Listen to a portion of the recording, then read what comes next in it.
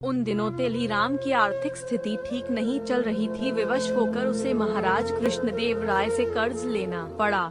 कर्ज लेते समय उसने महाराज को वचन दिया कि वह शीघ्र कर्ज चुका देगा। दिन गुजरते गए तेलीराम की आर्थिक स्थिति कुछ बेहतर अवश्य हुई, किंतु इतनी नहीं कि वह महाराज का कर्ज उतार सके। वह कर्ज को लेकर परेशान रहने लगा। उस परेशानी के दो हल थे कि वह किसी तरह महाराज का कर्ज उतार दे, दो किसी तरह उसे कर्ज से मुक्ति मिल जाए। दूसरा हल उसे ज्यादा उचित प्रतीत हो रहा था, लेकिन वह महाराज से कहे तो कहे कैसे कि वे उसका कर्ज माफ कर दे। बहुत सोच विचार कर उसने एक योजना बनाई और इस योजना में अपनी पत्नी को भी शामिल कर लिया। फिर एक दिन उसने अपनी पत्नी के माध्यम से महाराज को संदेश भिजवाया कि उसका स्वास्थ्य ठीक नहीं है, इसलिए वह कुछ दिन दरबार में उपस्थित नहीं हो पाएगा। संदेश भिजवाने के बाद उसने दरबार जाना बंद कर दिया। कई दिन बीत गए। तेलीराम के दरबार न आने पर महाराज को चिंता हुई कि कहीं उसका स्वास्थ्य अधिक खराब तो नहीं हो गया, और उन्होंने तेलीराम के स्वास्थ्य की जानकारी लेने उसके घर जाने का निर्णय लिया। एक शाम महाराज तेलीराम के घर पहुंच गए। पत्नी ने जब महाराज को देखा तो तेलीराम को इशारा कर दिया और वह बिस्तर पर जाकर कंबल ओढ़कर लेट गया।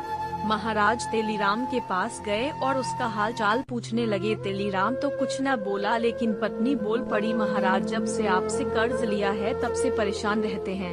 आपका कर्ज चुकाना तो चाहते हैं लेकिन चुका नहीं पा रहे हैं। कर्ज के बोझ की चिंता इन्हें अंदर ही अंदर खाए जा रही है, इस कारण ये बीमार पड़ गए हैं। और इतनी सी बात की इतनी चिंता करने की क्या आवश्यकता थी। तेलीराम चलो मैं तुम्हें कर्ज के बोझ से मुक्त करता हूँ, चिंता छोड़ो और स्वस्थ हो जाओ। तेलीराम को सांत्वना देते हुए महाराज बोले। ये सुनना था कि तेलीराम कंबल फेंक तुरंत उठ बैठा और मुस्कुराते हुए बोला, आपका बहुत बहुत धन्यवाद महाराज। तेलीराम को स्वस्थ देख महाराज बहुत क्रोधित हुए और बोले, ये क्या तेलीराम, तुम तो स्वस्थ हो, इसका अर्थ है कि कर्ज से मुक्त होने के लिए तुम बीमारी का बहाना कर रहे थे। तुम हारा इतना साहस, तुम दंड के पात्र हो। तेलीराम ने हाथ जोड़ लिए और भोलेपन से बोला, महाराज मैंने कोई बहाना नहीं किया, मैं सच में कर्ज के बोझ से बीमार पड़ गया था, लेकिन जैसे ही आपके मुझे उस बोझ से मुक्त किया मैं स्वस्थ हो गया। महाराज क्या कहते। तेलीराम की चतुराई और भोलेपन के मिश्रण ने उन्हें निशब्द कर दिया था। तो दोस्तों, आपको ये कहानी कैसी लगी हमें कमेंट करके जरूर बताइए। दोस्तों, ऐसे ही कहानियाँ रोजाना सुनने और देखने के लिए राज स्टोरी चैनल को सब्सक्राइब जरूर कर लीजिए। धन्यवाद।